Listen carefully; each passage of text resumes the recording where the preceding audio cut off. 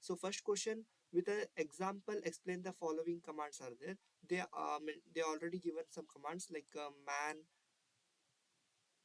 pwd, and od and cal. So these things, these commands you need to explain. So man is nothing but a manual pages, so it displays the manual pages for a specific commands, and it provides a detailed information on how to use the command options and arguments. So see that example, man pwd is nothing but display it displays the manual pages, whatever the um, whatever the pwd, and pwd is nothing but a print word directory. So that whatever it contains manual pages, it will display. So for that reason we are using a manual pages man command. Okay, so second one is pwd, that is nothing but a print working directory. So working directory, what it does, so it is just simply uh, it just simply prints the full path of the current working directory, and any times uses the you can know the current working directory using pwd command. Like once the file is working, no, you can in the any time you can check the that file in which directory it is contained. So for that reason in the terminal we can use the pwd command to check the where the file directory is there. And od stands for op, octal dump in the Unix system. This od command used for the display the content of a file in a various forms, and like octal, hexadecimal, ASCII characters, these things in terms of these things it will display. Okay, for example, echo hello and zero, zero, oh sorry, echo hello od minus c.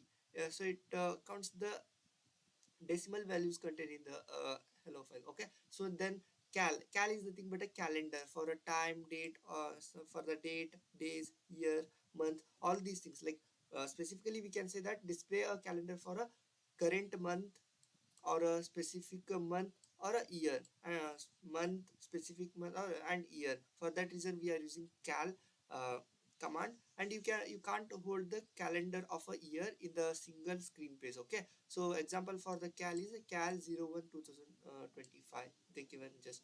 Okay, so next fifth one is a date.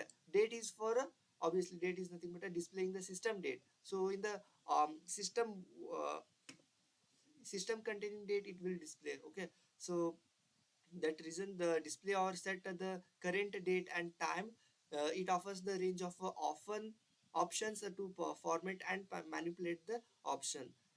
You just write the one example, that's enough guys. And second question, and this is very very important guys. So in every question you can see that this question asked, and I think in upcoming question paper also it might be a content. Okay, with a neat diagram explain the kernel and shell relationship in a unique operating system. So you just draw this diagram, and through this diagram you can explain what the current kernel and what the hardware, kernel and shell relationship.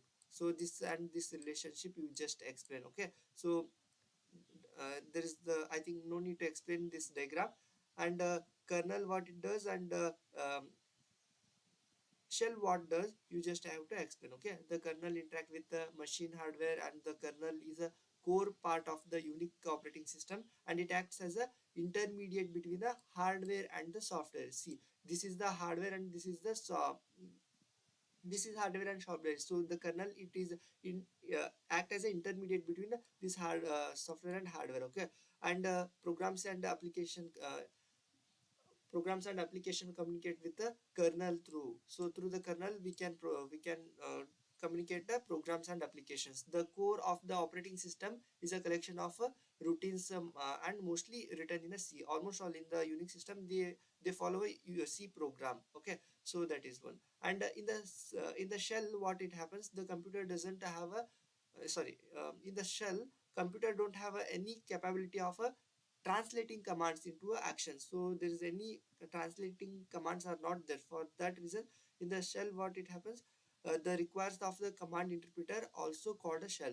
So that requires, so for that reason it requires the command interpreter also called the shell. Command interpreter is nothing but a translators. It translates the as you already know, like binary language to a Malaysian language, it will work as a translator, and shell acts as an interface between the users and the kernel, like that you can explain. And second question, so in the second question, explain the silent features of unique operating system, they asked. So unique operating systems are is nothing but a multi-users capabilities. First one, multitasking. Second one, and third one is a hierarchical file system. So based on the hierarchy, it will follows the systems files. Okay, and process management, it manages the process, and virtual memory support.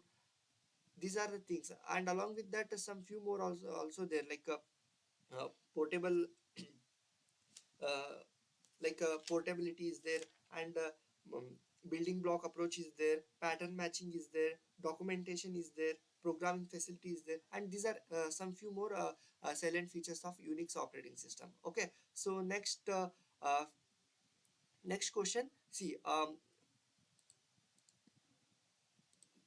next question, what they ask, difference between an internal and external command in a unique operating system. This questions come from a chapter 2. Okay, in the first module, chapter 2, internal command and external command.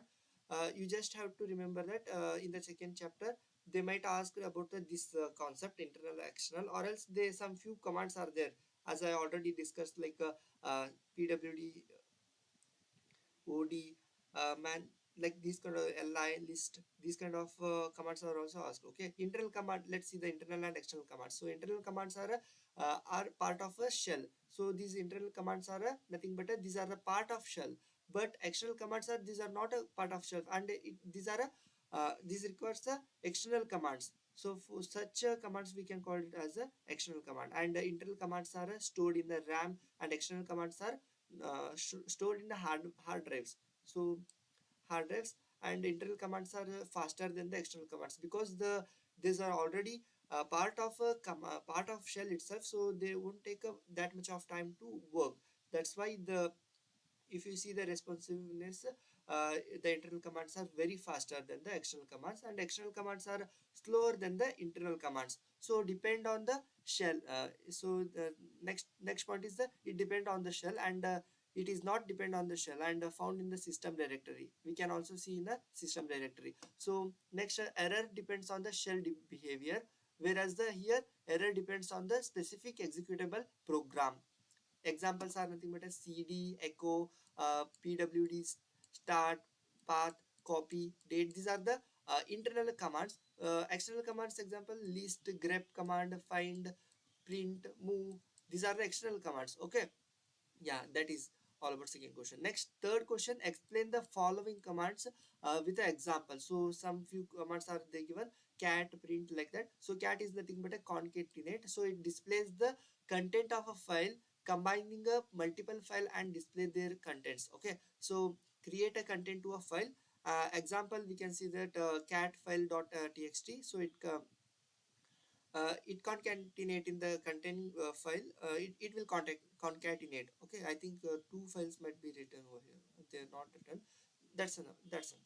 Okay, printf, second one is printf. So printf is nothing but a echof. You know, echo, you already know about echo is for to print. So alternative for echo, we can use the printf. In the Unix system we can also use this printf, as we already used in the C program. So the command in the simplest form of a form can be used in the same way as a echo. Okay, so print is used to format and print the text the screen.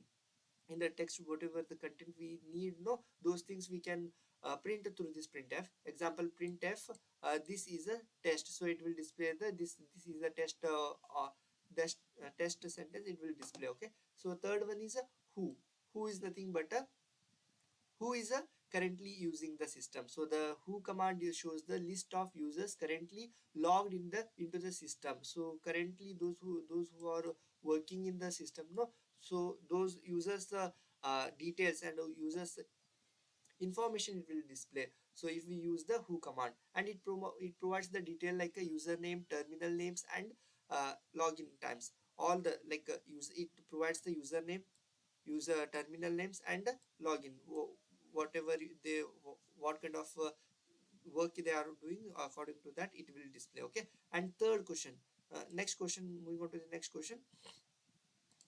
Okay, so explain different types of files supported in a Unix. So explain different types of files supported in a Unix. So the Unix has a divided files into three categories: ordinary files, uh, and directory files, and device files. Three files are there. See, ordinary files here.